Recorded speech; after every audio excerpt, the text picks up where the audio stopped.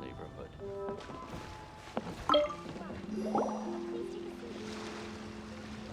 Hello, Mr. Crossell. How's business been? Oh, good, very good. All thanks to your advice, Miss Yanfei. What brings you here today? You're too kind. I was simply doing my job.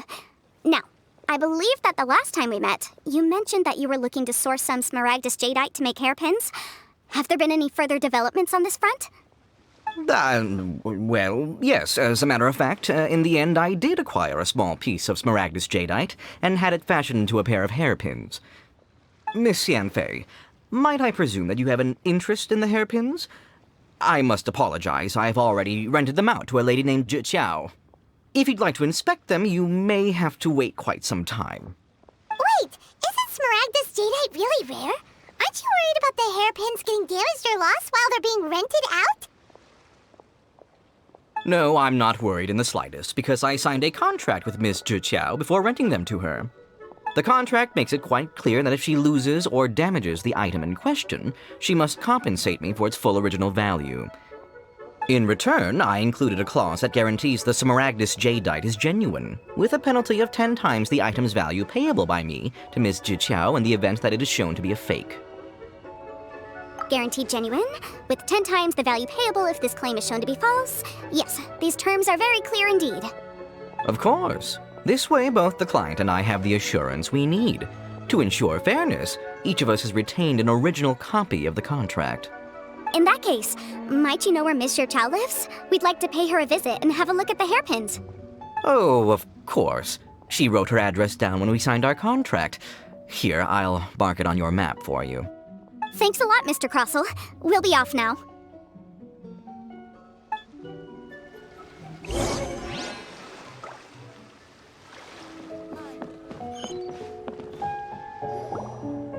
Oh, whatever shall I do? Yes, that's me. Is there something I can help you with? How do you do, Miss Zhi? We understand from Mr. Crossell that you recently rented a pair of hairpins from him. My associates and I are very interested in them. Would you mind letting us take a look at them? The hairpins? I can't lend them to you right now. I've lost them. I don't know how it could have happened. I always kept them right by my side, and I hadn't even worn them yet. I spent so much money on them. If I have to pay their original value... There's no... My family is in the ore business too, but business has been suffering ever since the chasm was sealed off. We now have a backlog of paid-up orders just sitting around, so we've been having to purchase some stock from other ore merchants to complete them. A big banquet is coming up in a few days, and several ore merchants I know of will be there. I need this opportunity to mingle and discuss prices. That's what the hairpins were for, to keep up appearances. I can't have them looking down on me. But now that I've lost the hairpins, what will I do? Why does Paimon have a sudden strong sense of déjà vu? Would you really? I sent a commission to the Adventurers Guild, but I haven't heard anything back from them yet. Hold on. Don't run off looking for the hairpins just yet. Miss Zhi, would you let me have a look at the rental contract you signed? Huh? Well, I mean, sure, I have it right here. Here you are. Let me see. That's right! Yanfei said she's a legal advisor, didn't she? Maybe she can help Zhi somehow. True, though surely there must be a win-win solution. Right. I finished reading the contract. The terms are very clear, and they do indeed stipulate that you must pay Mr. Crossell the original value of the hairpins as compensation for the loss. Furthermore, the contract also expressly states that the amount of compensation must take current market prices into account. And given the rarity of smaragdus jadeite, I fear that the final amount of compensation may end up being significantly higher as a result. Even higher? Oh, no. Uh-oh. Zhi looks like she's about to faint. However, all of this is assuming that it is indeed genuine smaragdus jadeite that was inlaid into the hairpins. Did you really have to pause before saying that part? Anyway, the hairpins are lost, so how exactly would we be able to find out if the jadeite is genuine or not? Whichever way you at it, we've got to start by finding those hairpins. Except that if we found the hairpins, there'd no longer be any need to check whether the jadeite is genuine, would there? Seems right. Please. Don't trouble yourselves over this. The fact is, I lost the item and I should pay compensation per the contract. However much it is, I will have to pay it. My family are merchants after all. It's vital that we keep our word and respect our contracts. Now that it's come to this, I really shouldn't keep Crossel in the dark any longer. I'll go and inform him of the issue and then negotiate the amount of compensation. Yes, legally speaking, it seems this is the most sensible course of action. But before that, I have some questions about the hairpins. So hold on a moment, Mr. Chow. When you first touched the hairpins, what did you feel? What did I feel? Well, I remember that the gemstones set into the pins were perfectly smooth to the touch, like the finest quality jade. My family has seen much jade pass through its hands in the past, so I am quite certain of my judgment in this matter. Smooth to the touch, finest quality jade.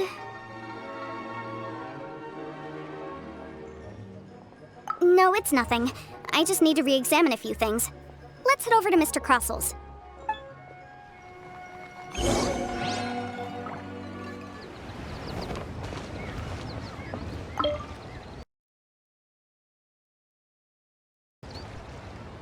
Ah, Miss Yanfei, you've returned. With Miss Jiqiao in tow, too, I see. How are the hairpins? I trust you're quite satisfied with them? About that. You lost them? Are you serious? Do you have any idea how expensive they were? I'm sorry. Truly I am. I'll pay the compensation as per our contract. Every last mora. Mora? Do you have any idea what I had to go through to get my hands on that smaragdus jadeite? I just don't... Forget it. Talking won't bring them back. Since Miss Yanfei is here, I suppose we can just have her estimate the amount that needs to be paid. No problem. But before I can give an official estimate, I'll need to do a little market research. Ah, yes, and if I may just confirm again, it was in fact genuine smaragdus jadeite inlaid into the hairpins, correct? Of course! Genuine article guaranteed, or I pay back 10 times the value. All right, understood. I'll conduct some market research, and once I'm back, I'll provide an official assessment of the sum owed by Mr. Chow in compensation. Please wait here, Mr. Crossel. Thank you very much. How could she lose my hairpins? She'd better pay every last mora that they're worth.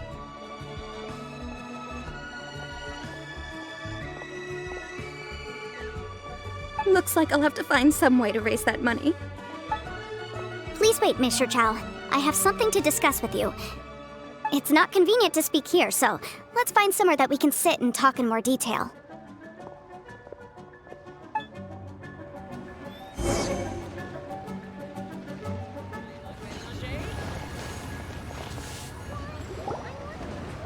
Miss Yanfei, what is this about? Are you here to tell me how much I owe? No. What I wanted to talk about is, there is a chance that the ore inlaid on those hairpins may not be smaragdus jadeite after all. What do you mean? Are you implying that you already sneaked off and found them? Obviously not. I'm no adventurer, let alone a member of the guild. I don't run thankless, time-consuming errands for a living. Let's just say I made some deductions. I don't know if Granny told you this, but smaragdus jadeite is found deep underground and contains very concentrated elemental energy.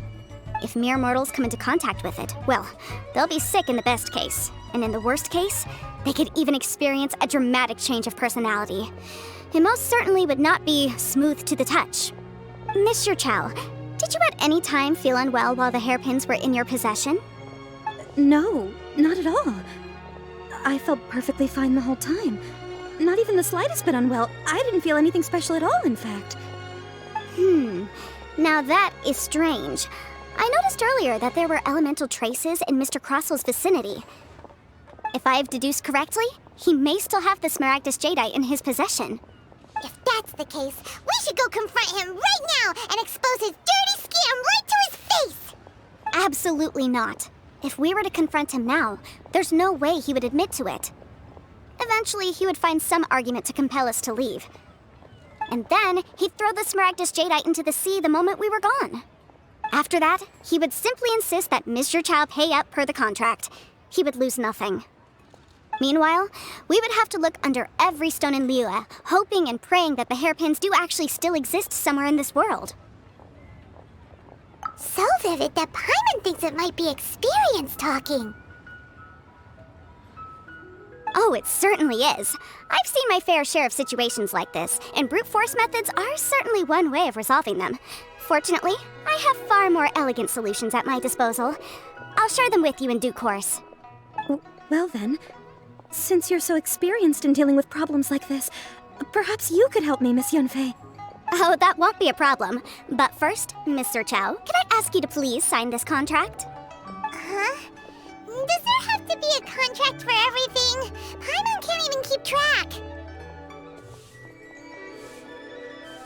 It feels like Yanfei is even more concerned with them than a certain someone else we know. These are my formal terms of engagement. Everything prior to now has just been pro bono advice. But for me to investigate any further, I require a written contract. Any work commissioned but not bound by a contract cannot be relied upon. I understand.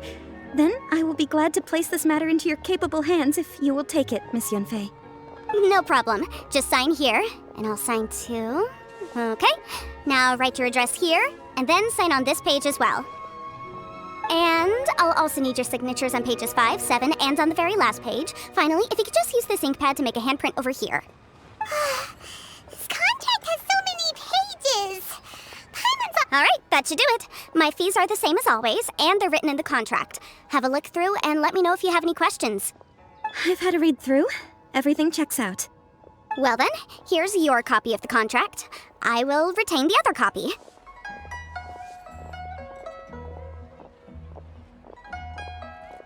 Not for now, no.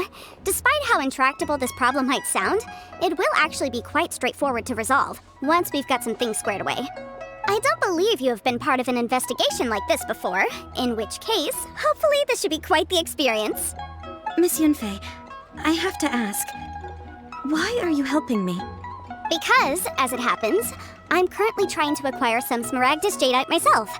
I noticed strong traces of geoenergy around Mr. Crossel, so perhaps he has, in fact, secured some.